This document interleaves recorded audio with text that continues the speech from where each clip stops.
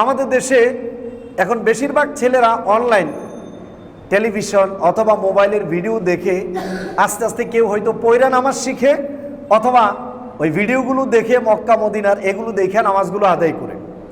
এখন কেউ মসজিদে আইসা জোরে আমিন বলল আর বুকে হাত বাঁধলো, এই জোরে আমিন আর বুকে হাত বাঁধলে কি আহলে হাদিস হয়ে যায়? বলেন আপনারা, আহলে হাদিস হয়ে যায়? হয় না। হয়তো সে নামাজটা দেখেছে।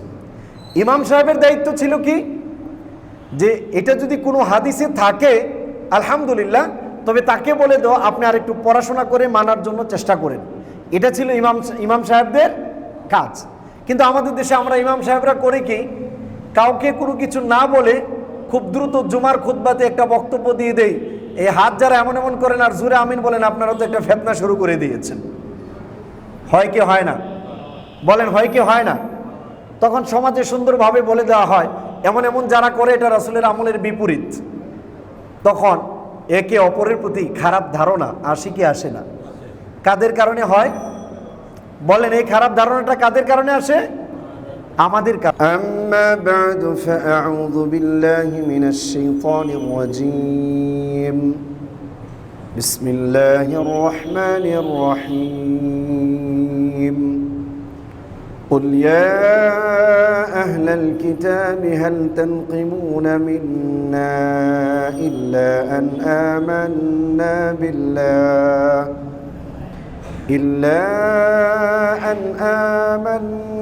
بالله وما أنزل إلينا وما أنزل من قبل وأن أكثركم فاسقون قل هل أنبئكم بشر من ذلك مثوبة عند الله من لعنه الله وغضب عليه وجعل منهم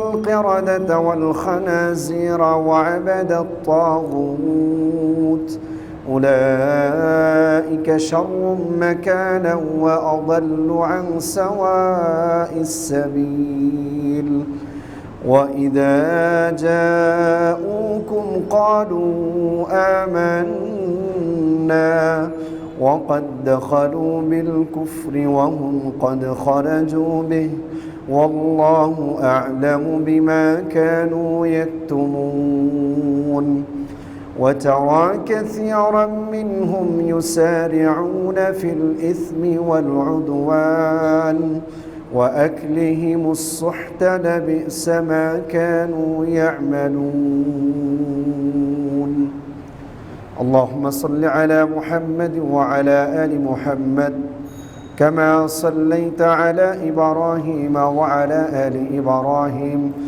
إنك حميد مجيد اللهم بارك على محمد وعلى آل محمد كما باركت على إبراهيم وعلى آل إبراهيم إنك حميد مجيد উপস্থিত সম্মানিত ও শ্রদ্ধেয় মুসলিম কিরাম, মহান আল্লাহ রাব্বুল আলামিনের দরবারে লাখ কোটি শুকরিয়া যে রব্বে কারীমের দয়ায় আমরা প্রতি বৃহস্পতিবারে নেই আজকেও কোরআনুল কারীমের তাফসীর শ্রবণের জন্য বসতে পেরেছি। সেই জন্য আমরা সকলেই শুকরিয়া আদায় করি, বলি আলহামদুলিল্লাহ। আমরা ধারাবাহিক আলোচনা করছিলাম কোরআনুল কারীম থেকে সূরা আল মায়েদা এর 58 নম্বর আয়াত পর্যন্ত আমরা গত সপ্তাহে আপনাদের সামনে ক্লিয়ার করেছিলাম। আর গত সপ্তাহে আমরা অনেক গুরুত্বপূর্ণ একটি বিষয় নিয়ে আলোচনা করেছি, একটা পাপ, যেই পাপটা সচরাচর আলেম বলেন আর সাধারণ মানুষ বলেন সকলেই যেই পাপে ব্যস্ত থাকে প্রায় সবসময়, আর সেটা হলো আল ইস্তেহজা, একে অপরকে নিয়ে ঠাট্টা বিদ্রুপ করা, মজাক করা, এই ব্যাপারগুলো নিয়ে। কারণ আমরা ওয়াজ মাহফিলও দেখতে পাই একদল আলেম অন্য দল আলেমদেরকে বা সাধারণ জনগণকে নিয়ে মজা করে বা নেগলেক্ট করে কথা বলে, এটা কবিরা গুনাহের অন্তর্ভুক্ত। আবার সাধারণ মানুষও একে অপরকে নিয়ে পারিবারিকভাবে কমেডি করে, একে অপরকে নিয়ে নেগলেক্ট করে, মানহানি করে, এই জিনিসগুলো কবিরা গুনাহের অন্তর্ভুক্ত। খুব সেন্সিটিভ বিষয় ছিল, সে ব্যাপারগুলো নিয়ে আমরা আপনাদের সামনে ক্লিয়ার করেছিলাম। এই জন্য আল্লাহ রাব্বুল আলামিন ওই আয়াতগুলোতে বলেছেন, যাদেরকে ওয়ালি অভিভাবক বানানো যাবে না, তাদের মধ্য থেকে একদল হলো যারা আল্লাহর দ্বীনকে নিয়ে ঠাট্টা বিদ্রুপ করে, তাদেরকে মুসলমানরা তাদের নিজেদের অভিভাবক ওয়ালি তাদেরকে বানাতে পারবে না। এই ব্যাপারগুলো আমরা ক্লিয়ার করেছিলাম। আজকে সূরা আল মায়েদা এর 59 নম্বর আয়াত থেকে 63 নম্বর আয়াত পর্যন্ত আমি আপনাদের সামনে তিলাওয়াত করেছি।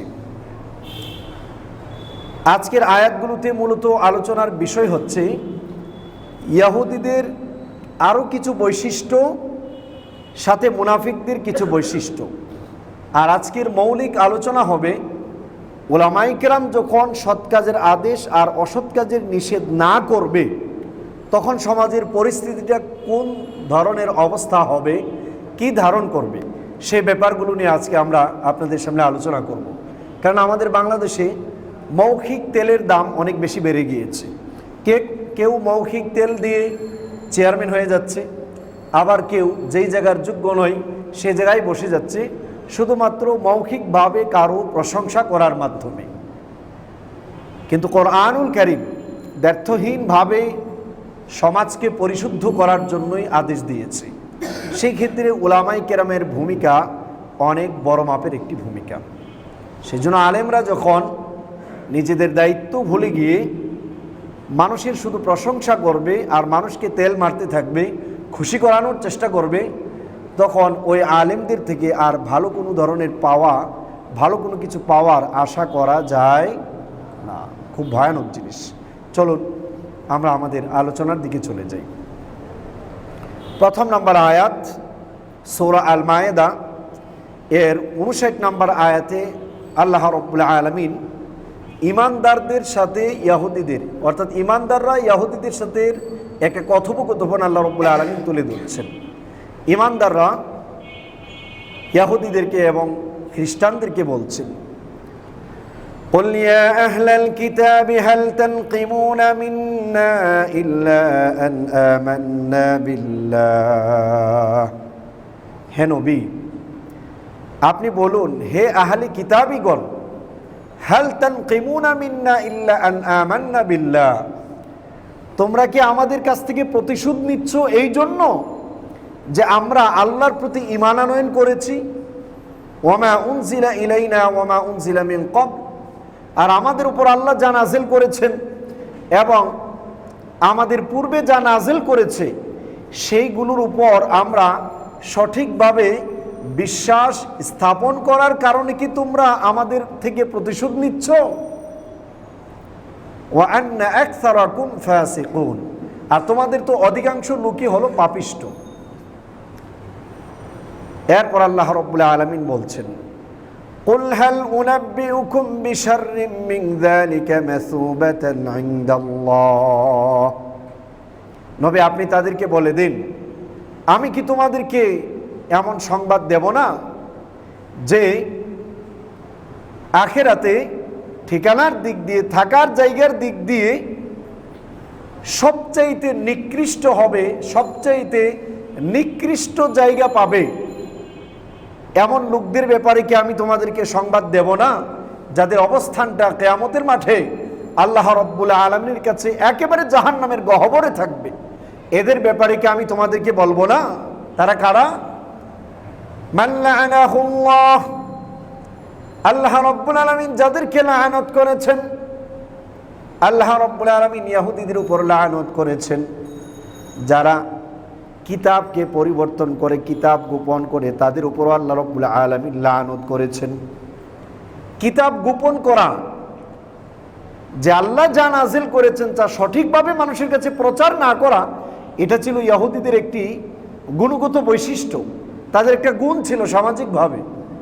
এই জন্য আল্লাহ রাব্বুল আলামিন বলছেন তাদের অবস্থানটা কি, একদম নিম্ন স্তরে থাকবে। তাদের পরিচয় দিচ্ছে মান লাআনাহুল্লাহ, এক নাম্বার আল্লাহ যাদেরকে অভিশাপ দিয়েছেন। এই জন্য আমরা আপনাদের সামনে ওই আলোচনার ভিতর আলোচনা করেছিলাম আল্লাহ কাদের উপর অভিশাপ দেন, সেই আয়াতগুলো আর হাদিসগুলো আমরা আপনাদের সামনে রেখেছিলাম। এরপর আল্লাহ রাব্বুল আলামিন আরও বলছেন, ওয়া গাদিবা আলাইহি, আল্লাহ রাব্বুল আলামিন তাদের উপর গজব দিয়েছেন, রাগ করেছেন। ওয়া জাআলা মিনহুমুল কিরাদাতা ওয়াল খানাজির, আর তাদের কাউকে আল্লাহ রাব্বুল আলামিন বানরের আকৃতি দান করেছেন, ওয়াল খানাজির, আর তাদেরকে আল্লাহ রাব্বুল আলামিন একেবারে খিনজির শূকরের আকৃতি বানিয়ে দিয়েছেন। আল্লাহ তাদের উপর এতই রাগ করেছেন যে দুনিয়াতে থাকা অবস্থায় আল্লাহ রাব্বুল আলামিন তাদেরকে শাস্তি দিয়েছেন কি, তাদের কাউকে বানর বানিয়েছেন আর তাদের কাউকে শূকরে রূপান্তরিত করেছেন। ওয়া আবাদাত তাগুত, আর তাদের কাউকে তিনি বানিয়েছেন মূর্তি পূজারী, অর্থাৎ তাগুতের খাদেম বানিয়েছেন। উলাইকা শাররুম মাকানান ওয়া আদাল্লু আন সাওয়াইস সাবিল, এরাই হলো একমাত্র সে সকল লোক যারা নিকৃষ্ট স্থানে অবস্থান করবে এবং সঠিক পথ থেকে পদচ্যুত হয়েছে। এরা হলো তারা যাদেরকে আল্লাহ রাব্বুল আলামিন লানত দিয়েছেন, আল্লাহ গজব দিয়েছেন, তাদেরকে আল্লাহ রাব্বুল আলামিন বানরের আকৃতি দান করেছেন, শূকর বানিয়েছেন, আর তাগুতের পা চাটা গোলাম বানিয়েছেন, খাদেম বানিয়েছেন। এরপর এরা যখন আবার চক্রান্ত করতে চায় তখন তাদের অবস্থা কি হয় আল্লাহ রাব্বুল আলামিন এর পরে আয়াতে বলছেন, ওয়া ইযা জাউকুম ক্বালু আমান্না ওয়া ক্বাদ দাখালু বিল কুফরি ওয়া হুম ক্বাদ খারাজু বিহি, এরা যখন আপনার কাছে আসে, তোমাদের কাছে আসে, এসে বলে আমান্না, আরে কোনো ভয় নেই, আমি তো তোমাদের মুসলিম ভাই, আমরা তো ঈমান আনয়ন করেছি। ওয়া ক্বাদ দাখালু বিল কুফর, তাদের অন্তরে কুফরি গোপন করে তোমাদের মাঝে প্রবেশ করে, ওয়াহুম খারাজু বিহি, তারা আবার সেই কুফরি নিয়েই ওই মাজলিস থেকে বের হয়ে পড়ে। আল্লাহু আ'লামু বিমা কানু ইয়াকতুমুন, আর তারা তাদের অন্তরে যা গোপন করেছে সেটা আল্লাহ রাব্বুল আলামিনই ভালো জানেন। এরপর আল্লাহ রাব্বুল আলামিন এই লোকগুলোর চিনার সেরা বৈশিষ্ট্যগুলো বলছেন। আল্লাহ দেখেন আমাদের সমাজের সাথে মিলে যাবে, এই আয়াতগুলো আমাদের বারবার পড়া উচিত, আমাদের আলেমদের বারবার আমাদের সমাজকে সতর্ক করা উচিত। দেখেন সামনে আল্লাহ রাব্বুল আলামিন বলছেন এদের বৈশিষ্ট্যগুলো কি। ওয়াতারা কাসীরাম মিনহুম ইউসারিউনা ফিল ইসমি ওয়াল উদওয়ান ওয়া আকলিহিমুস সুহত লাবিসা মা কানু ইয়ামালুন। ওয়াতারা কাসীরাম মিনহুম, আর আপনি তাদের অধিকাংশ লোকদেরকে দেখতে পাবেন, ইউসারিউনা ফিল ইসমি ওয়াল উদওয়ান, এরা খুব দ্রুতভাবে পাপাচারের দিকে অগ্রগামী হচ্ছে, ওয়াল উদওয়ান, আর পরস্পরের বিদ্বেষ আর দুশমনের দিকে তারা সামনের দিকে বাড়ছে। ওয়া আকলিহিমুস সুহত, সুদ হারাম ইনকাম খাওয়ার ক্ষেত্রে এবং ঘুষ খাওয়ার ক্ষেত্রে তারা খুব অগ্রগামী। লাবিসা মা কানু ইয়ামালুন, কতই না মন্দ তারা যেই সকল কাজগুলো সম্পাদন করছে। বলেন তো দেখি এই কাজগুলো আমাদের সমাজে আছে না নেই? বেশিরভাগ মানুষ আমরা পাপ কাজ করি কি করি না? বেশিরভাগ মানুষ সুদের সাথে জড়িত আছি না নাই? তারপর বেশিরভাগ মুসলমানের সম্পর্ক ভালো না খারাপ? ভালো না খারাপ? সাধারণত বাহিরে তো খারাপ, মসজিদেও এখন খারাপ। কয় এটা আহলে হাদিস, এইটা হানাফি, এইটা হাম্বলি, এইভাবে করে একদল আরেক দলকে কিভাবে তাড়াবে এই ব্যবস্থা হচ্ছে। আল্লাহ আমাদেরকে হেফাজত করুন। দেখেন ইহুদিদের বৈশিষ্ট্যগুলো, উদওয়ান, একে অপরের প্রতি বিদ্বেষ রাখা, খুব ভয়ানক আকার। এরপর আল্লাহ রাব্বুল আলামিন তাদের আলেমদের অবস্থা কি ছিল আর আমাদের আলেমদের অবস্থা কি দেখবেন, একদম মেয়া মেয়া। আরবিতে বলে না কথাবার্তা কিছু হলেই মেয়া মেয়া, মানে 100 একদম 100-র চাইতেও বেশি মিলে যাবে। এরপর আল্লাহ রাব্বুল আলামিন বলছেন, লাউলা ইয়ানহাহুমুর রাব্বানিয়ুনা ওয়াল আহবারু আন কাওলিহিমুল ইসমা ওয়া আকলিহিমুস সুহত লাবিসা মা কানু ইয়াসনাউন। লাউলা ইয়ানহাহুমুর রাব্বানিয়ুন, আহারে তাদের সমাজের আবেদরা, নেতৃবৃন্দরা যদি তাদেরকে নিষেধ করত, ওয়াল আহবার, এবং তাদের সমাজের আলেমরা যদি তাদেরকে এই পাপ কাজ থেকে নিষেধ করত, আন কাউলিহিমুল ইসম, অন্যায়মূলক কথাবার্তা এবং সুদ খাওয়া, এগুলো থেকে যদি তারা তাদের সমাজটাকে নিষেধ করত, লাবিসা মা কানু ইয়াসনাউন, এরা নিষেধ না করে যেই কাজটা করেছে এদের আলেমরা, এটা মারাত্মক ধরনের একটি অন্যায় কাজ করেছে। এটা হলো ইহুদি আলেম আর নেতৃবৃন্দদের ব্যাপারে বলা হচ্ছে।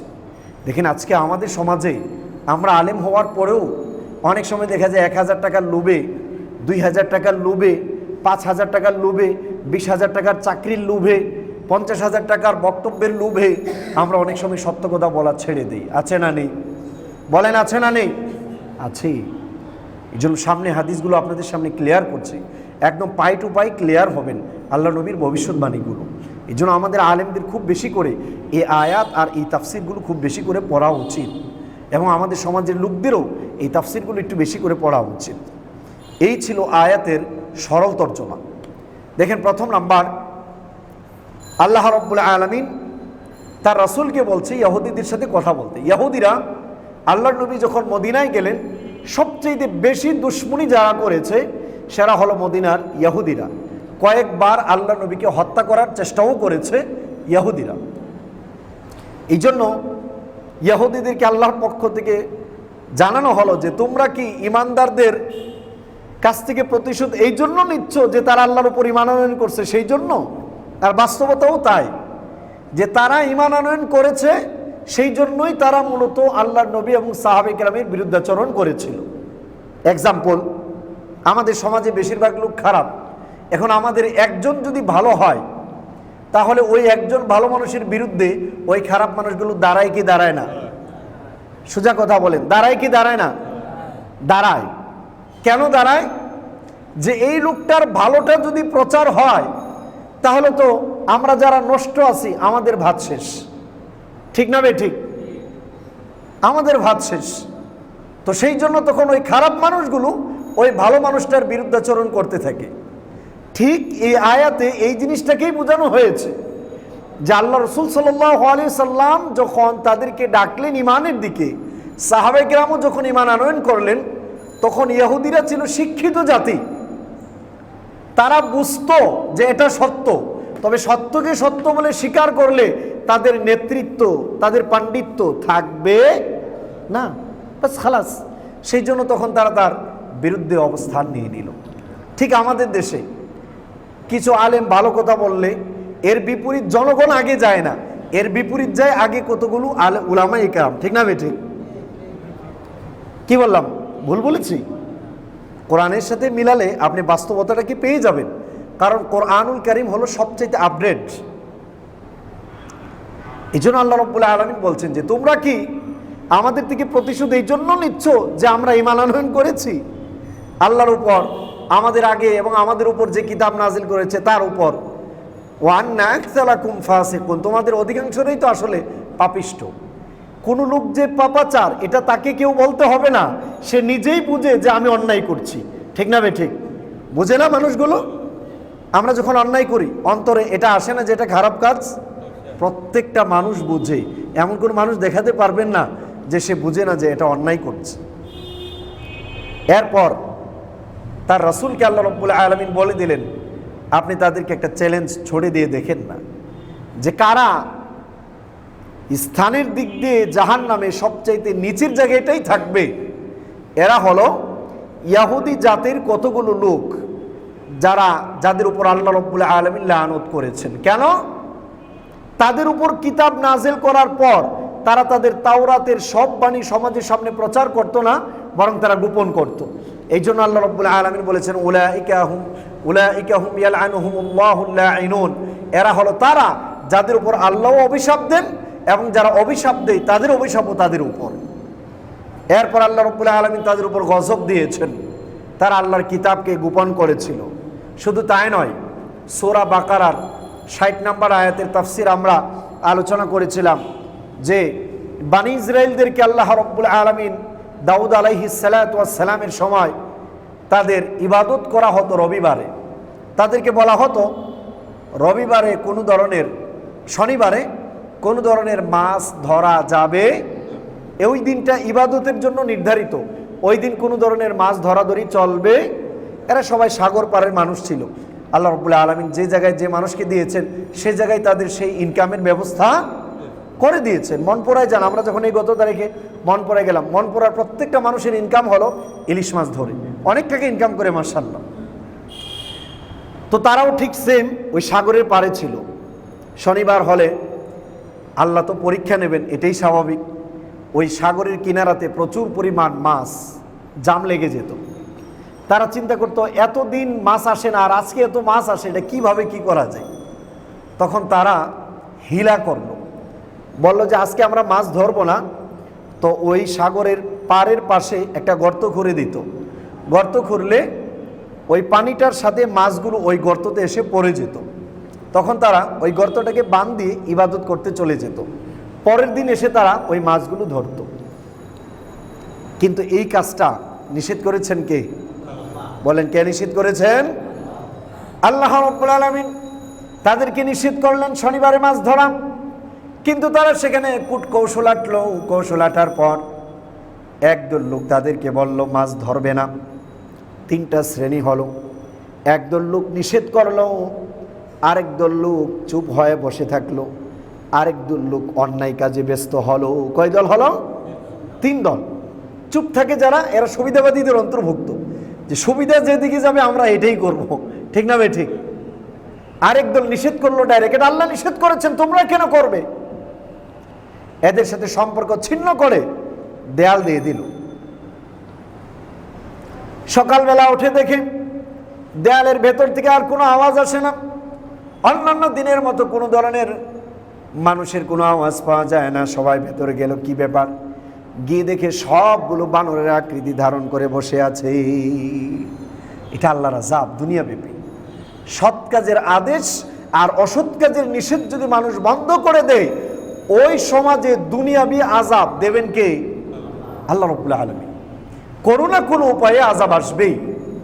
এই জন্য আল্লাহ রাব্বুল আলামিন ওই লোকগুলোকে বানর বানিয়ে দিলেন। আল্লাহ বলছেন ওয়াজআলা মিনহুমুল কিরাদাতা ওয়াল খানাজির, তাদের কাউকে আমি আল্লাহ রাব্বুল আলামিন বানর বানিয়েছি, আর তাদের কাউকে আমি আল্লাহ রাব্বুল আলামিন শূকরে রূপান্তরিত করেছি। সাহাবায়ে কেরাম আল্লাহ রাসূলকে জিজ্ঞেস করলেন, ইয়া রাসূলুল্লাহ, তাহলে আমাদের দেশে যে বানর আমরা দেখি, এগুলো কি ওই বনি ইসরাইলের বানর নাকি? রাসূল সাল্লাল্লাহু আলাইহি সাল্লাম তখন বললেন যে না, যেই জাতিকে আল্লাহ রাব্বুল আলামিন আযাব হিসাবে এমন জিনিস দেন, তাদেরকে পরে আল্লাহ আর বাঁচিয়ে রাখেন না। এর মানে এই বানর আলাদা গোষ্ঠী, কিন্তু তাদেরকে আল্লাহ বানরের আকৃতি দান করে পরবর্তীতে একেবারে মেরে ফেলেছিলেন, শেষ করে দিয়েছিলেন। তাদেরকেও আজ এখনো আর নেই, এটা তাদেরকে বলা হলো। এবং তারা ওয়াবাদাত তাগুত, তাগুতের সবচাইতে বড় খাদেম ছিল, চাটুকার ছিল। যত অন্যায় কাজ হতো তাদের সমাজের আলেমরা তার পক্ষে সাফাই গাইত। ইহুদি আলেমদের কথা বলছে। এবং তারা মূর্তি পূজার পক্ষেও সাফাই গিয়েছে। এই জন্য আল্লাহ রাব্বুল আলামিন বলেছেন তাদের স্থানটা খুব মারাত্মক। এরপর আল্লাহ রাব্বুল আলামিন ৬২ নম্বর আর ৬৩ নম্বর আয়াতে আলোচনা করেছেন, যেটা আমাদের সমাজের চিত্রের সাথে প্রায় 100 ওয়াতারা কাসীরাম মিনহুম ইউসারিউনা ফিল ইসম, তাদের অধিকাংশদেরকেই দেখবে তারা পাপাচারের দিকে খুব দ্রুত বেগে এগিয়ে যাচ্ছে। ওয়াল উদওয়ান, আর পরস্পরের দুশ্মনির দিকে খুব বেশি এগিয়ে যাচ্ছে। ওয়া আকলিহিমুস সুহত, আর তারা হারাম খাওয়ার ক্ষেত্রে, ঘুষ আর সুদ, এই ক্ষেত্রে তারা খুব বেশি অগ্রগামী। তাহলে পাপের কথা উল্লেখ করা হলো, একটা হলো ব্যাপক পাপ, এর মধ্যে বিশেষভাবে উল্লেখ করা হলো আল উদওয়ান, দুশ্মনী, পরস্পরের প্রতি বিদ্বেষ। আর একটা হলো হারাম ইনকাম। কয়টা পাপের কথা উল্লেখ করা হলো বিশেষভাবে? দুইটা। একটা হলো স্বাভাবিকভাবে সাধারণ পাপ ব্যাপক, আর দুইটা বিশেষভাবে উল্লেখ করা হলো। একটা হলো উদওয়ান, একে অপরের প্রতি বিদ্বেষ রাখা, দুশ্মনী রাখা। আর একটা হলো আসুহত, হারাম ইনকাম করা। কয়টা? দুইটা। কেন? কোন সমাজ ধ্বংস হওয়ার জন্য এই দুইটা জিনিস যথেষ্ট। কোন সমাজ ধ্বংস হওয়ার জন্য এই দুইটা জিনিস যথেষ্ট। হারাম ইনকাম করলে ওই লোকের যত দোয়া হবে সেটা আল্লাহ রাব্বুল আলামিন কি করবেন না? কবুল করবেন না। আর মানুষের ভিতর যখন হারাম ইনকামের লোভ ঢুকবে, ওই মানুষের দ্বারা আর ভালো কোনো কিছুর আশা করা, সে তার খারাপটাকেই ভালোতে রূপান্তরিত করার চেষ্টা করবে, মানে ভালো বইলা প্রমাণ করার চেষ্টা করবে। আর উদওয়ান, দুশ্মনী। একে অপরের প্রতি যখন বিদ্বেষ ঢুকে যাবে তখন একজন আরেকজনের প্রতি কোনো ধরনের বিশ্বাস রাখবে না। যখন বিশ্বাস ধ্বংস হয়ে যাবে তখন একে অপরকে আর কোনোদিন সহযোগিতা করবে না।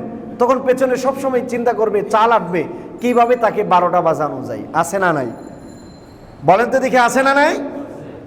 আমাদের দেশে ধর্মীয় সেক্টর আর রাজনৈতিক সেক্টর, এই দুইটা জিনিস নিয়ে আমরা বেশি কথা বলি, কারণ আমরা ধর্মীয় সেক্টরে কাজ করি আর রাজনৈতিক সেক্টরের লোকদের সাথে উঠা বসা করি। এই জন্য এই দুইটা সেক্টর নিয়ে আপনাদের সামনে বারবারই কথা বলি। কেন? রাজনৈতিক সেক্টর, গণতন্ত্রের পদ্ধতিটাই হলো হিংসা আর বিদ্বেষের মূল বস্তু। আওয়ামী লীগ, বিএনপি, জামাত, ইসলামী আন্দোলন, এইভাবে একদল আরেক দলের প্রতি ভালো ধারণা না খারাপ ধারণা? ইসলামী দল করুক আর অন ইসলামিক দল করুক, একদল আরেক দলের প্রতি খারাপ ধারণা না ভালো ধারণা? কি ধারণা বলেন? খারাপ ধারণা, ঠিক না ভাই? ঠিক। 2 নাম্বার, রাজনৈতিক নেতৃবৃন্দ একদল আরেক দলের পক্ষে কথা বলে না বিপক্ষে কথা বলে? বলেন, পক্ষে কথা বলে না বিপক্ষে কথা বলে? বিপক্ষে কথা বলে। কথাগুলো কি সাধারণ জনগণ বলে না নেতৃবৃন্দ বলে? নেতৃবৃন্দ বলে। আর নেতৃবৃন্দের কথায় সাধারণ জনগণ মারামারি কাটাকাটি করে কি করে না? বলেন, করে কি করে না? করে। এই হলো উদওয়ান, দুশ্মনী। এটা বাস্তবায়ন করছি আমরা আমাদের নেতৃবৃন্দের নির্দেশের মাধ্যমে। এই হলো রাজনৈতিক সেক্টর। 2 নাম্বার হলো ধর্মীয় সেক্টর। ধর্মীয় সেক্টরের ক্ষেত্রে আলেম উলামাদের কথা মানুষ শুনে কি শুনে না? বলেন, শুনে কি শুনে না? শুনে। তবে আমাদের দেশে আমরা জনগণ অনেক ক্ষেত্রে অনেক অন্ধ হয়ে যায় আলেম উলামাদের, যে উনি যা বলে তাই আমরা সঠিক মনে করি।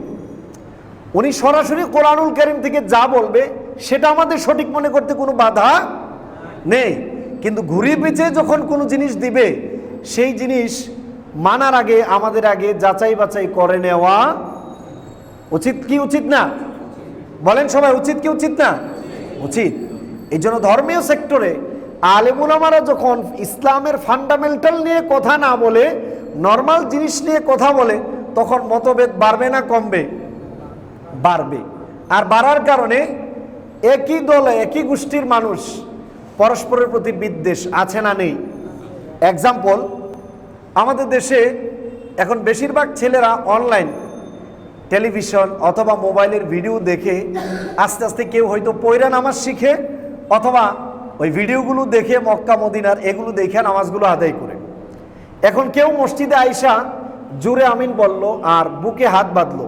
এই জোরে আমিন আর বুকে হাত বাঁধলে কি আহলে হাদিস হয়ে যায়? বলেন আপনারা, আহলে হাদিস হয়ে যায়? হয় না। হয়তো সে নামাজটা দেখেছে।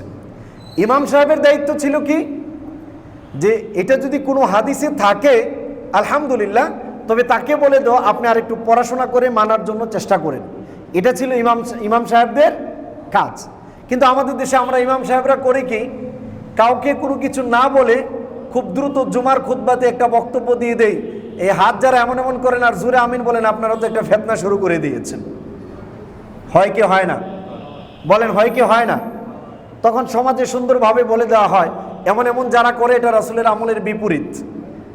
তখন একে অপরের প্রতি খারাপ ধারণা আসে কি আসে না? কাদের কারণে হয়? বলেন, এই খারাপ ধারণাটা কাদের কারণে আসে? আমাদের কারণে। কাদের কারণে আসে? আমাদের কারণে। কারণ আমরা যদি এখানে করতাম, একটা ছেলে নামাজ পড়ে না, সে যেভাবেই হোক মসজিদে এসেছে, তো আমাদের ইমাম সাহেবদের চিন্তাটা হওয়ার কথা ছিল নামাজ ছেড়ে দেওয়া এটা কুফরি। নামাজ ছেড়ে দেওয়া কি? বলেন সবাই, নামাজ ছেড়ে দেওয়া। বিশ্বনবী বলেছেন, মান তারাকা সালাতাম মুতাআম্মিদান ফাকাদ কাফার। যে ব্যক্তি ইচ্ছাকৃতভাবে এক ওয়াক্ত নামাজ ছেড়ে দিল সে যেন কুফরি করলো। এক ওয়াক্ত নামাজ ইচ্ছাকৃত ছেড়ে দিলে কুফরি করলো। এখন এক ওয়াক্ত ইচ্ছাকৃত ছেড়ে দিলে কাফের হবে কি হবে না, এটা নিয়ে আইম্মাদের ভিতর মতভেদ। ইমাম আবু হানিফা বলেছেন রাহিমাহুল্লাহ যে এক ওয়াক্ত ছেড়ে দিলে সে কাফের হবে না, তবে তাকে বন্দি করা লাগবে আর তার পিঠে বেত্রাঘাত করে রক্তাক্ত করতে হবে। আর অন্যান্যদের বক্তব্য হলো সে কাফের হয়ে যাবে। কিন্তু একাধিক ওয়াক্ত নামাজ ইচ্ছাকৃতভাবে ছেড়েই দিতে থাকলে সে ব্যক্তি কাফের হওয়ার ব্যাপারে কারো কোনো দ্বিমত নাই। বুঝতে পারছেন আমার কথা? তাহলে নামাজ ছেড়ে দেওয়া কুফরি ছিল। এই ছেলেগুলো নামাজ ধরে যখন নামাজ আদায় করছে, এটা আমাদের ভালো লক্ষণ না খারাপ লক্ষণ? ভালো লক্ষণ। তো সেই ক্ষেত্রে ঝগড়া তো করা দরকার ছিল বেনামাজিদের সাথে, কিন্তু ঝগড়া শুরু হয়েছে কোথায়? নামাজিদের সাথে। আমার কথা আপনারা বুঝতে পারতেছেন? হাদিসে থাকলে আমল করলে সমস্যাটা কি? এইভাবে আমাদের সমাজে আলেমদের মাধ্যমে আমাদের সমাজে বিদ্বেষ শুরু হয়েছে, যার কারণে একদল মুসল্লি আরেকদল মুসল্লিদেরকে দেখতে পারে না। আছে না নেই? বলেন, মসজিদে ঝগড়াঝাটি আছে না নেই? এই ঝগড়াতে আপনারা লিপ্ত হবেন? কেউ যদি ডাকে এই ঝগড়াগুলোতে যাবেন? কখনোই যাবেন না, সাবধান, জাহান্নামের চৌরাস্তার মোড়ে যাবেন। এই জন্য খুব ভয়ানক জিনিস। একটা হাদিস আপনাদেরকে শুনিয়েছিলাম, বুখারী শরীফের 3606 নম্বর হাদিস। আল্লাহর নবী বলেছেন যে এমন একটা যুগ আসবে, দুআতুন ইলা আবওয়াবি জাহান্নাম, ম্যান টু ম্যান, একজন মানুষ আরেকজন মানুষকে জাহান্নামের দরজার দিকে ডাকবে। ফামান আজাবুহু কাযাফুহু ফিহা, যারা তাদের ডাকে সাড়া দেবে তারাই জাহান্নামে যাবে। সাহাবায়ে কেরাম জিজ্ঞেস করলেন, সিফ হুম লানা ইয়া রাসূলুল্লাহ, এরা কারা মানুষদেরকে যারা জাহান্নামের দিকে ডাকবে? আপনি কি আমাদেরকে তাদের বৈশিষ্ট্যগুলো বলবেন? আল্লাহর নবী বললেন, হুম মিন জিলদাতিনা ওয়া ইউহাদ্দিসু বিআলসিনাতিনা, তারা আমার চামড়ার হবে, আমার জবান দ্বারা কথা বলবে, বোঝা যায় ধর্মের কথা বলবে, আলেম শ্রেণীর হবে। আমি যেন ওই কাতারে পড়ে না যাই, এই চিন্তা আমাদের থাকা দরকার আছে না নেই? বলেন, দরকার আছে না নেই? আচ্ছা, আমাদের চিন্তা হবে জাহান্নাম থেকে নিজে বাঁচবো, অন্যকে বাঁচাবো। এই যে ইহুদিদের ভিতর যেমন অদওয়ান ছিল, একদল আরেক দলের প্রতি বিদ্বেষ ছিল, আমাদের সমাজে এই বিদ্বেষ আছে না নেই? বুঝতে পেরেছেন কি ভয়ানক জিনিস? এই জন্য আল্লাহ রাব্বুল আলামিন এর পরের আয়াতেই বলছেন, লাউলা ইয়ানহাহুমুর রাব্বানিয়ুনা ওয়াল আহবার, যদি ইহুদিদের আলেম আর নেতৃবৃন্দ তাদেরকে নিষেধ করত কতই না ভালো হতো। এরা নিষেধ করে নাই। দেখেন সামনের তাফসীরগুলোতে কি বলা হয়েছে, লাউলা ইয়ানহাহুমুর রাব্বানিয়ুন, যে ইহুদিদের আলেম আর নেতৃবৃন্দরা কেন বলল না?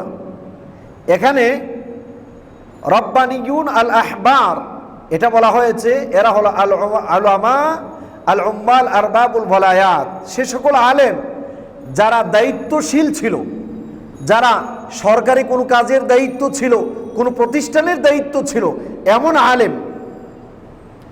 আর আহবার শুধুমাত্র আলেম, আর রাব্বানিয়ুন এমন আলেম যারা কোনো জায়গার দায়িত্বশীল। আর আহবার শুধুমাত্র আলেম, তারা কোনো জায়গার দায়িত্ব নেই কিন্তু তারা আলেম ছিল। এই লোকগুলো নিষেধ করল না, অর্থাৎ তারা তাদের ইহুদিদেরকে সৎ কাজের আদেশ দিল না আর অসৎ কাজগুলো থেকে তাদেরকে বারণ করল না। এই আয়াত দেখেন কি বলে, হযরত আব্দুল্লাহ ইবনে আব্বাস রাদিয়াল্লাহু তাআলা আনহু কি বলেন?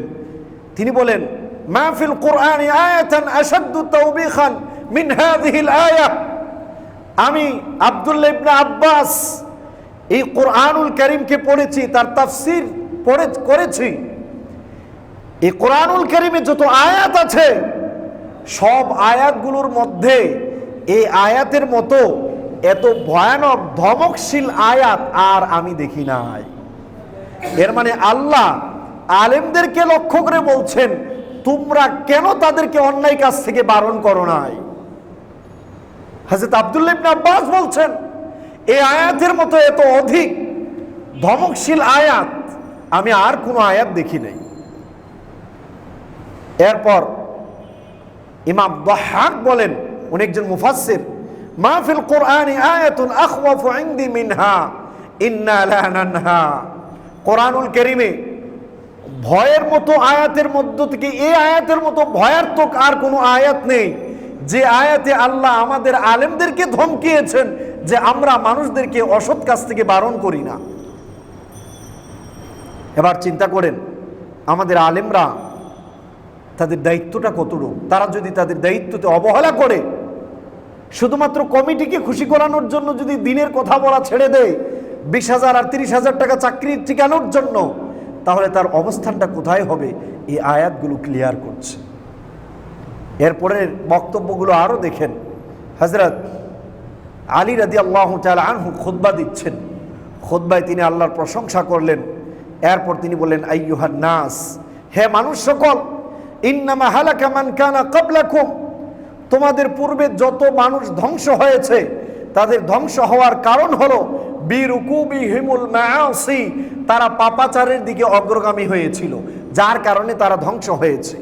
ওয়ালাম ইয়ানহাহুমুর রাব্বানিয়ুনা ওয়াল আহবার, কিন্তু তাদের সমাজের আলেম আর দায়িত্বশীল লোকরা ওই সমাজের মানুষদেরকে নিষেধ করে নাই ওই পাপ কাজ থেকে। ফালাম্মা তামাদু ফিল মাআসি, মানুষগুলো যখন পাপাচারের দিকে অগ্রগামী হলো, ওয়ালাম ইয়ানহাহুমুর রাব্বানিয়ুনা ওয়াল আহবার, আর তাদের সমাজের আলেম আর দায়িত্বশীলরা যখন সমাজের লোকগুলোকে পাপাচার থেকে ফেরালো না, আখাযাতহুমুল উকুবাত, আল্লাহ রাব্বুল আলামিন সবার উপর আল্লাহর গজব ঢেলে দিলেন। ফামুরু বিল মারুফ, আল্লাহর বান্দারা তোমরা মানুষদেরকে সৎ কাজের আদেশ করো। ওয়ানহাউ আনিল মুনকার, অসৎ কাজ থেকে মানুষগুলোকে বারণ করো। ক্বাবলা আইয়ুনাজ্জিলা বিকুম মাসালুল্লাযী নাযালা বিহিম, তোমাদের উপর আল্লাহর আযাব তাদের মতো আসার আগে যেভাবে ইহুদিদের উপর এসেছে। ওয়া'লামু আন্না লাম্মানা বিল মারুফ ওয়ান নাহি আনিল মুনকার, শুনে রাখো সৎ কাজের আদেশ আর অসৎ কাজ থেকে নিষেধ লা ইয়াকতাউ রিজকান ওয়া লা ইয়াকরাবু আজালান, এটা তোমার রিজিককে কমাবে না, তোমার মৃত্যুকে কাছাকাছি করবে না। মানুষ তো দুইটা কারণেই সৎ কাজের আদেশ আর অসৎ কাজের নিষেধ করা বন্ধ করে, ঠিক না ঠিক? যে চিন্তা করে চাকরি চলে যাবে, রিজিক পাবো না, এই জন্য সৎ কাজের কথা, সৎ কথা বলতে চায় না, অন্যায় কাজ থেকে বারণ করতে চায় না। এই জন্য আলেম উলামারা যখন কোনো দলে ঢুকবে ওই দলের প্রশংসা করবে আর নেতৃবৃন্দর প্রশংসা করতে থাকবে তাদের ভুলগুলো না ধরিয়ে, তখন সেটা হবে ওই সমাজের ধ্বংসের অন্যতম বড় মাপের কারণ। ওই সমাজের উপর ডাইরেক্ট আল্লাহর পক্ষ থেকে আযাব কখন আসবে, কিভাবে বুঝবেন? এইগুলো হলো তার আলামত। সমাজের লোকরা পাপাচারে ব্যস্ত হবে, রাজনৈতিক নেতৃবৃন্দ পাপ করবে, আর আলেম উলামারা সাধারণ কিছু জিনিস পাওয়ার জন্য ওই রাজনৈতিক নেতৃবৃন্দের প্রশংসায় পঞ্চমুখ থাকবে। বুঝতে পেরেছেন? আমাদের সমাজে এটা বেশি না কম? বলেন তো দেখি, বেশি না কম? কোন রাজনৈতিক নেতৃবৃন্দ এই কথা মনে করেন না যে কোনো আলেম তাদেরকে ভুল ধরিয়ে দিলে তারা রাখবেন না, কারণ তারাও জানে যে ধর্মে এটা যেটা নিষেধ এটা আমরা চাইলেও করতে পারবো না, কিন্তু আমাদের আলেমরা দুনিয়ার লোভে পড়ে তাদেরকে ওই কাজগুলো থেকে নিষেধ করেন না, বরং প্রশংসা করতে থাকেন। এই জন্য আমাদের সমাজের আলেমদের সম্মান আগের তুলনায় এখন বেশি না কম? বলেন, বেশি না কম? বেশি না কম? ইহুদিদের ভিতর যেই পাপ ছিল সেই পাপগুলো আমাদের সমাজে আমরা ছড়িয়ে দিচ্ছি, ঠিক না ঠিক? যার কারণে আজকে উলামায়ে কেরামের সম্মান নষ্ট হয়ে যাচ্ছে। উলামায়ে কেরাম তো ফাঁসির কাস্টে ঝুলার এগুলো নিয়ে কোনো ভয় করবে না। তাদের কথা হলো তারা বলবে কার কথা? বলেন, তারা কার কথা বলবে? কারণ ওনারা যদি আল্লাহর কথা না বলেন কিয়ামতের মাঠে আল্লাহ তাদেরকে জাহান্নাম দেবেন। আর ওনারা যদি নেতৃবৃন্দের পক্ষে কথা বলেন তাহলেও আল্লাহ রাব্বুল আলামিন জাহান্নাম দেবেন। সুতরাং আলেমদের উচিত আল্লাহকেই খুশি করানো। কাকে খুশি করানো? তো আলেমরা যদি আল্লাহকে খুশি করে, আল্লাহ রাব্বুল আলামিন অটো বান্দার অন্তরে আলেমদের মহব্বত ঢেলে দেবেন, ঠিক না ঠিক? কিন্তু আমরা ভুল পথে হাঁটছি। আমরা মনে করছি আমাদের মনে সব কিছু শেষ হয়ে যাবে, কখনোই না। এই জন্য হযরত আলী রাদিয়াল্লাহু তাআলা আনহুর এই খুতবা মনে রাখবেন। দেখেন মুসনাদে আহমদ বিন হাম্বলের হাদিস আলেমদের ব্যাপারে কি বলা হচ্ছে।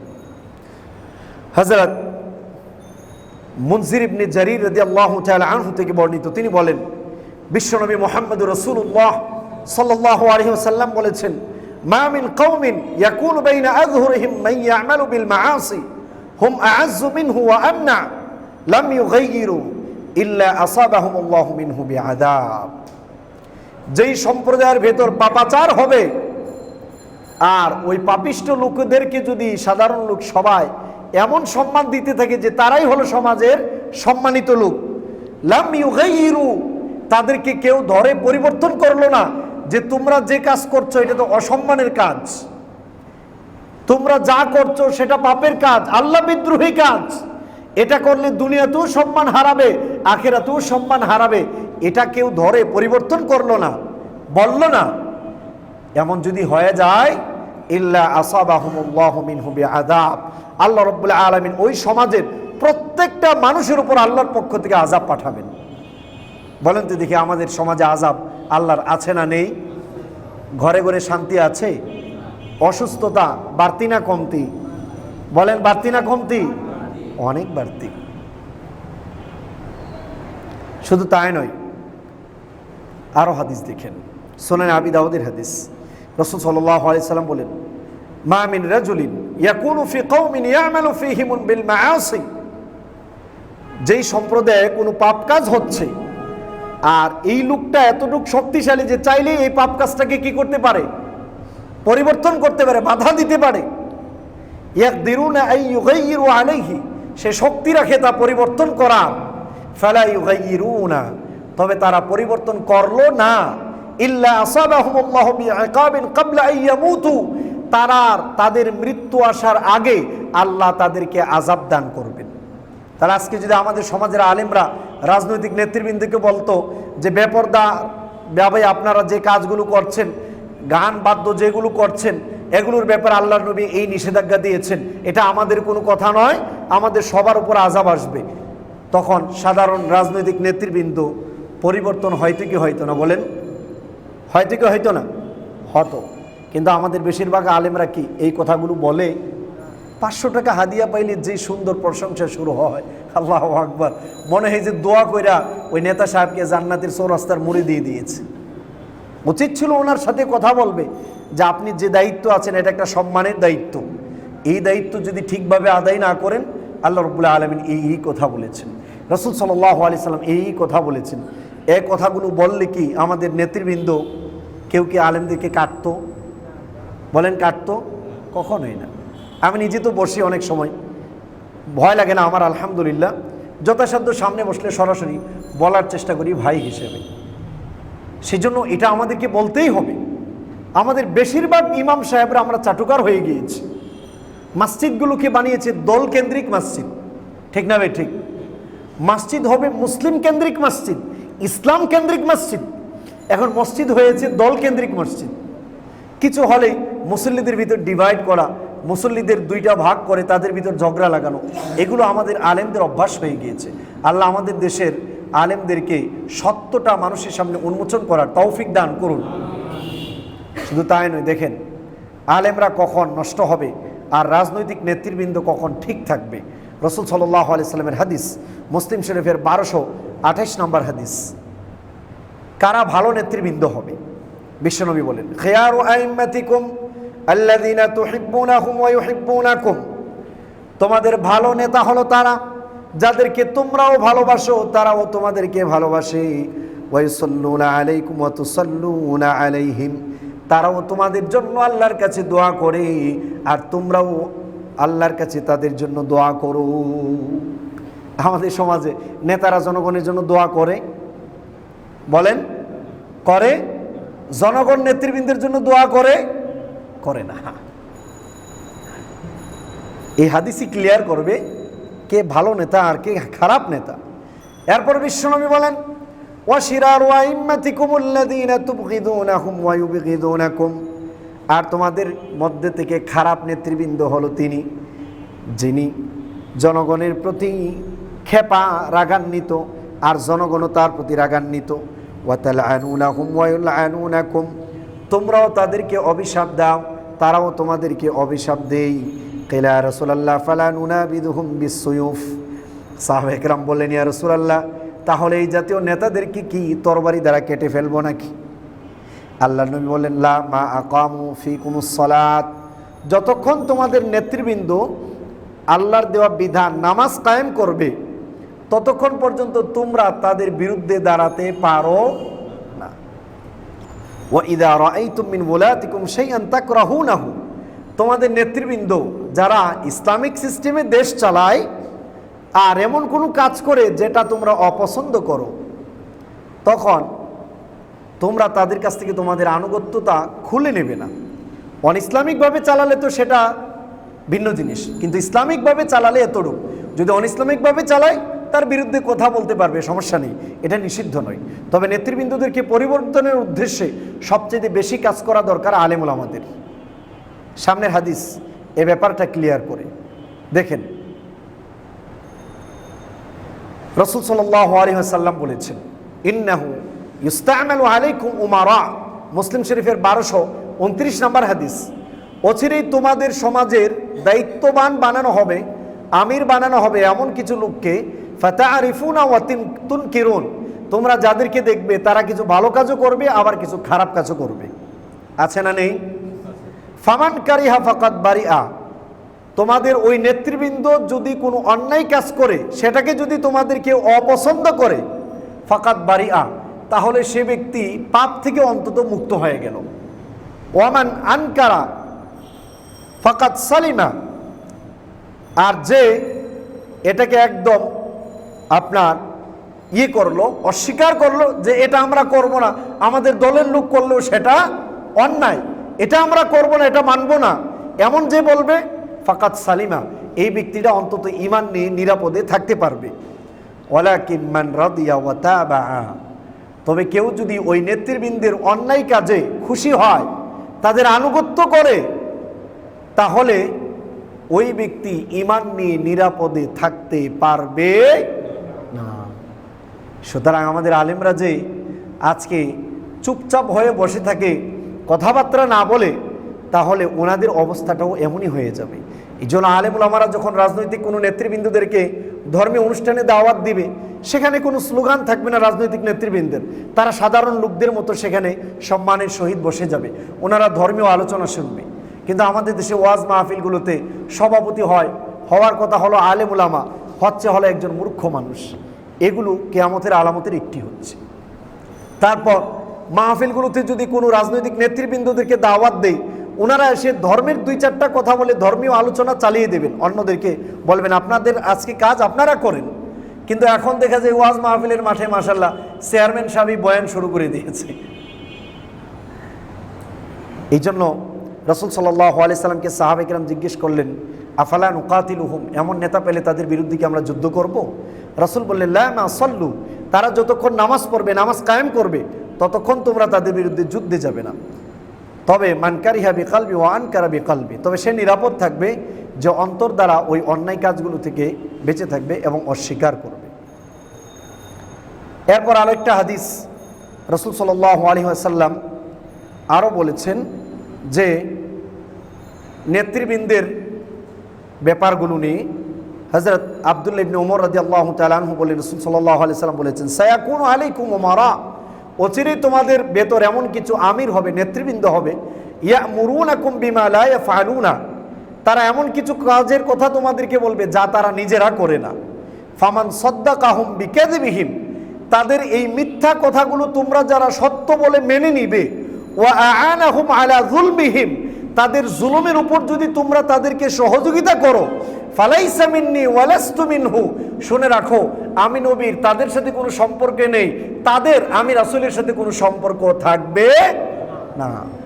ওয়ালা ইয়ারিদা আলাইয়াল হাউদ, আর সে ব্যক্তি কিয়ামতের মাঠে হাউজে কাউসারের সামনে আমার কাছে দাঁড়াতে পারবে না। ভয়ানক না হাদিসগুলো? ভাবেন তো দেখি একটা বার, আমরা এই কাজগুলো করছি কি করছি না? করছি না?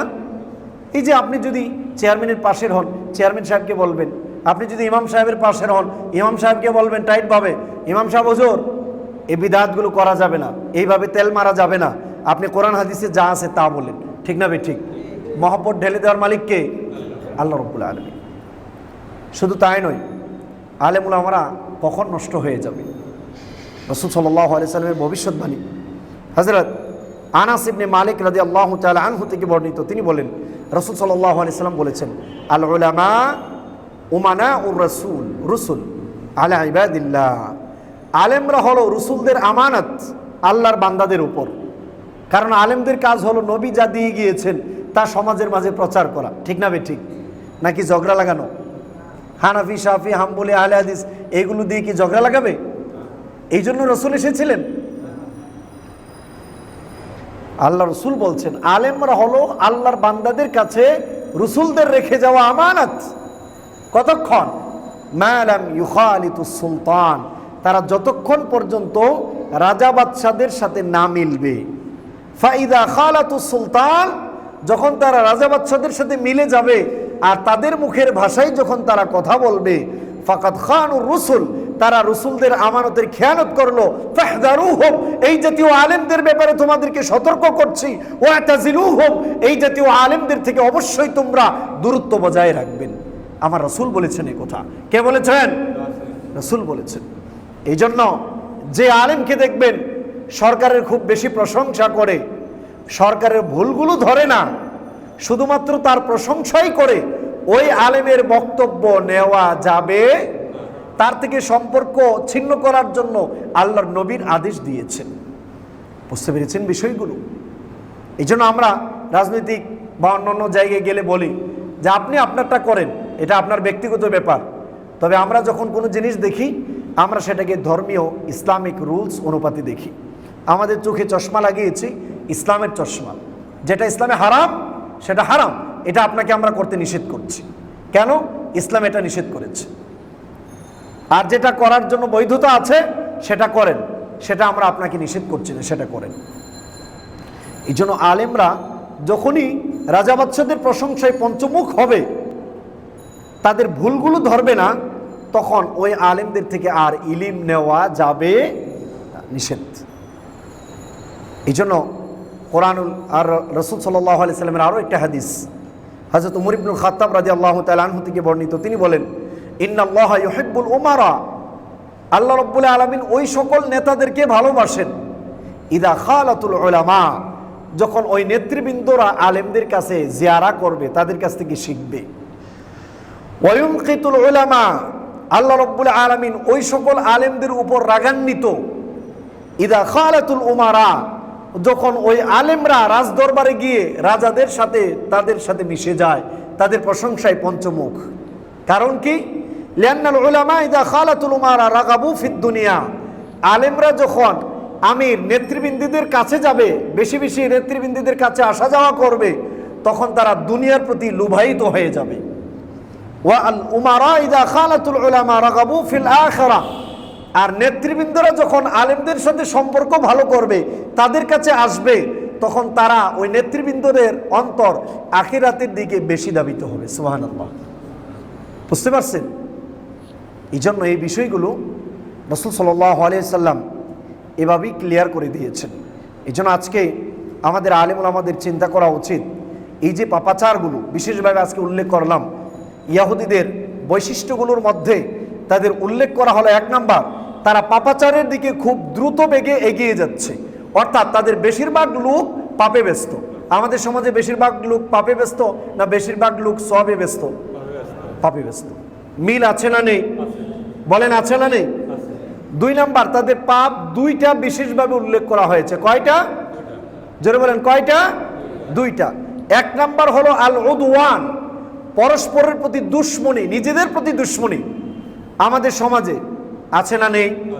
2টা সেক্টরের উদাহরণ দিয়েছি, একটা হলো রাজনৈতিক সেক্টর, আর একটা হলো ধর্মীয় সেক্টর। আছে না নেই? জোরে বলেন আছে না নেই? আছে। এইগুলো কবিরা গুনাহের অন্তর্ভুক্ত। এই জিনিসগুলো যে কবিরা গুনাহের অন্তর্ভুক্ত, আমাদের দেশের যে সকল আলেমরা কবিরা গুনাহ নিয়ে আলোচনা করে, ওনারাও জানেন না যে এগুলো যে কবিরা গুনাহের অন্তর্ভুক্ত। বুঝতে পারতেছেন? এরপর 2 নাম্বার পাপের কথা উল্লেখ করা হয়েছে, হারাম ইনকাম। কি ইনকাম? জোরে বলেন কি ইনকাম? হারাম ইনকাম। আমাদের সমাজে হারাম ইনকাম বেশি না কম? অনেক বেশি। আল্লাহ রাব্বুল আলামিন আমাদের গোটা সমাজটাকে, এই ইহুদিদের যে বৈশিষ্ট্যগুলো আমাদের সমাজে চলে এসেছে, আল্লাহ আমাদের সকলকেই এই ইহুদিদের বৈশিষ্ট্যগুলোকে বর্জন করার তৌফিক দান করুন। আমাদের দেশের প্রত্যেকটা নেতৃবৃন্দ, প্রত্যেকটা আলেমকে সত্যের দিকে নিজেরা চলার আর জনগণকে চালানোর তৌফিক দান করুন, এবং আমাদের সমাজের প্রত্যেকটা মানুষকে ভ্রাতৃত্বতা বোধ নিয়ে এই দুনিয়াতে বসবাস করার তৌফিক দান করুন। আল্লাহ রাব্বুল আলামিন আমাদের সকলকেই সকল ধরনের হারাম ইনকাম থেকে বেঁচে থাকার তৌফিক দান করুন। সুবহানাকাল্লাহুম্মা ওয়া বিহামদিকা আশহাদু আল্লা ইলাহা ইল্লা আনতা আস্তাগফিরুকা ওয়া আতুবু ইলাইক।